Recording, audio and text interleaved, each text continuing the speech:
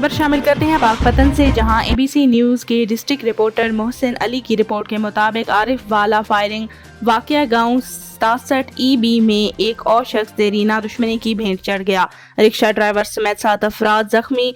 सदर पुलिस ने वाक़या का मकतूल के बेटे अली हैदर की मदईयत में 12 अफराद के खिलाफ दर्ज कर लिया।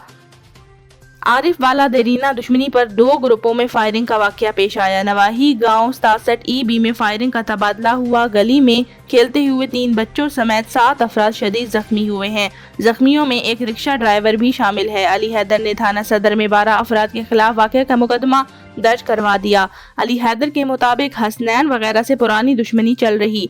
मेरा वालिद और दीगर घर से खेतों की तरफ जा रहे थे। मस्जिद चौक में हसनैन वगैरह ने फायरिंग कर दी। फायरिंग के नतीजे में वालिद मुनीर जाँ बहक हो गया।